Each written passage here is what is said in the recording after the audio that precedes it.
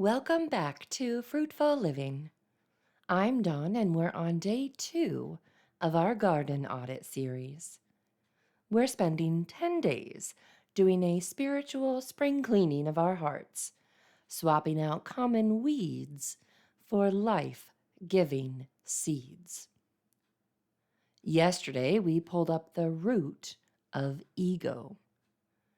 Today, we're looking at the temperature of our soil.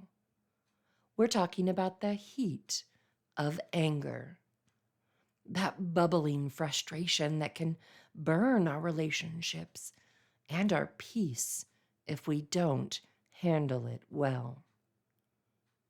In a physical garden, if the soil gets too hot, the plants wither. In our lives, anger acts like that extreme heat. It's a mental trigger that usually starts small. An annoyed thought, a sarcastic comment, a tightened jaw, or even a slow burn eating at us because things aren't going our way. This is the weed of uncontrolled anger. It's not just about blowing up. It's often about the constant simmering of irritability. When our soil is hot with anger, we react instead of respond.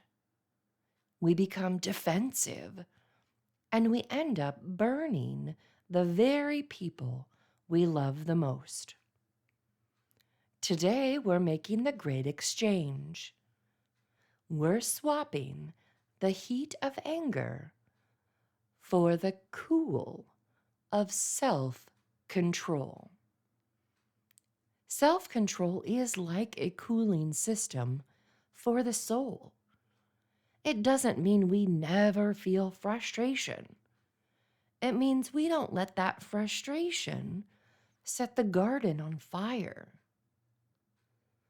Let's look at James chapter 1, verses 19 and 20. It's the perfect cooling instruction. James is the son of Mary and Joseph, making him Jesus' half-brother.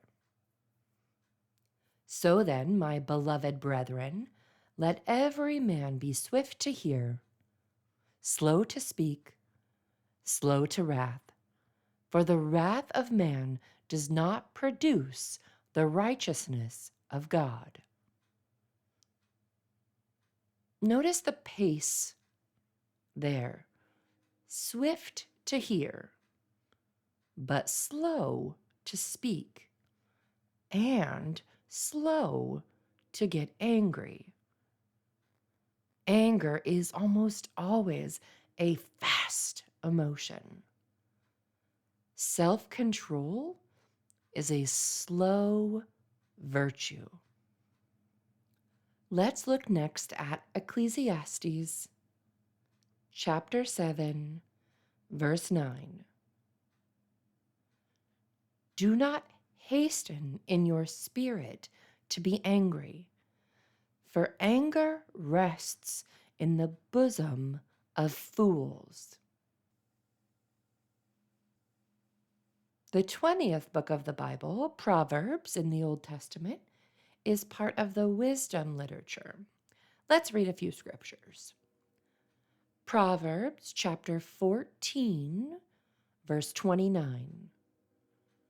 He who is slow to wrath has great understanding, but he who is impulsive exalts folly or glorifies foolishness, exalts folly. Proverbs 15:1. A soft answer turns away wrath, but a harsh word stirs up anger. Can you think of a time that a harsh word stirred up anger? I know I sure can. And Proverbs 16:32 tells us, "He who is slow to anger is better than the mighty, and he who rules his spirit than he who takes a city." Proverbs 25:28 says, "Whoever has no rule over his own spirit is like a city broken down, without walls." Here is your 60-second garden task for today. The next time you feel the heat rise, maybe a driver cuts you off or a family member leaves a mess, before you speak, take 3 slow breaths and say, "Lord, cool my soil. I choose self-control over this anger." Ask God to give you a cool spirit so that His righteousness can actually grow in that situation instead of being burned by your reaction. Ruling your own spirit, cooling your own soil, is a greater victory than winning any argument. Let's finish with Galatians chapter 5, verses 22 and 23. But the fruit of the Spirit is love, joy, peace, patience, kindness, goodness, faithfulness, gentleness, self-control. Against such there is no law. With the Holy Spirit in us, we will show the fruit of the Spirit in our lives. Thank you for joining me on day 2 of the Garden Audit. I hope you find a sense of cool peace today, even when things get heated. Join me tomorrow for episode 3, where we'll be digging out the rocks of resentment. Until then, stay fruitful.